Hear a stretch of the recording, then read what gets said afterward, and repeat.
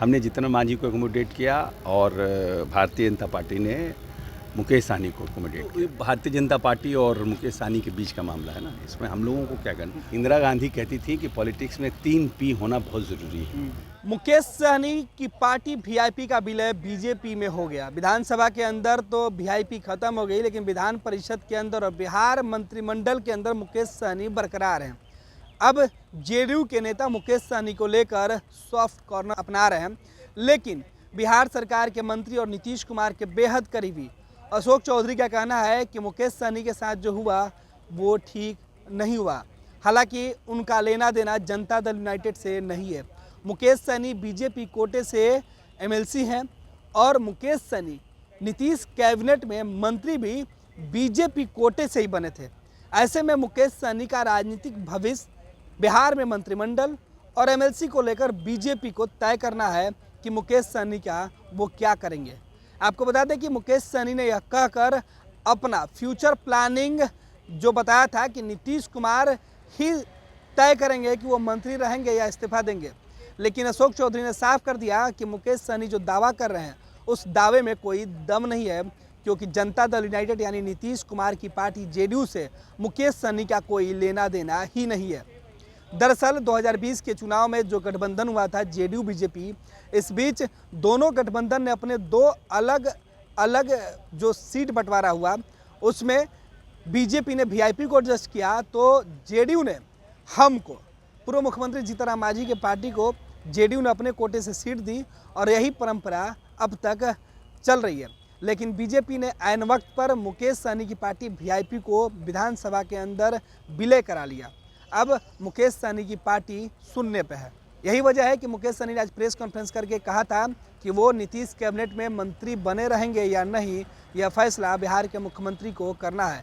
लेकिन जेडीयू ने यह साफ कर दिया कि नीतीश कुमार और जेडीयू को मुकेश सहनी के मंत्रिमंडल में रहने और एमएलसी रहने से कोई लेना देना ही नहीं है।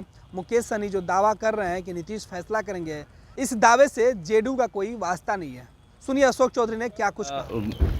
क्योंकि मुकेश सहनी भारतीय जनता पार्टी के तरफ से एडजस्ट हुए थे और हम लोगों ने जितनराम मांझी को अपने कोटे सीटों की बंटवारा हमारे और भाजपा के बीच में हुई। हमने जितनराम मांझी को एकोमोडेट किया और भारतीय जनता पार्टी ने मुकेश सहनी को एकोमोडेट किया। मुकेश सहनी एक अच्छे अपकमिंग लीडर हैं, there is no doubt about it, उसमें कहीं कोई दो मत नहीं है और लंबे समय से अपने समाज के लिए अपने लोगों के लिए प्रयास कर रहे हैं। लेकिन पॉलिटिक्स में बहुत कुछ चीज़ 2 + 2 4 नहीं होता है। पॉलिटिक्स में है कि you have to adjust, you have to have patience, सब चीज़ रखना पड़ता है। इंदिरा गांधी कहती थी कि पॉलिटिक्स में 3 P होना बहुत ज़रूरी है।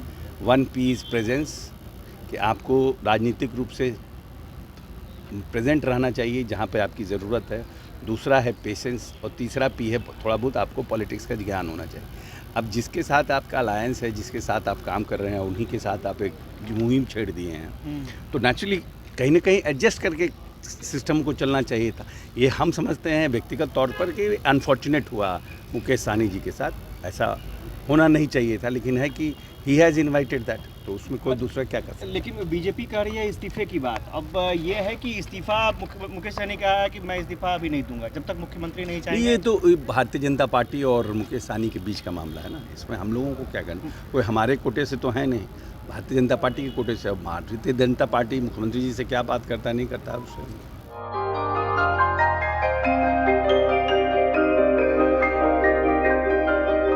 इस कोविड पेंडेमिक में सब ये शहर छोड़कर अपने शहर अपने घर चले गए। हम लोगों का अपना शहर तो है, लेकिन वहाँ अपना घर नहीं। अगर सिचुएशन और खराब होता चला गया तो हम जाएंगे कहाँ? अरे ये प्रॉब्लम तो हर शहर में है, लेकिन हाँ, अपने शहर में भी अपना घर तो होना ही चाहिए।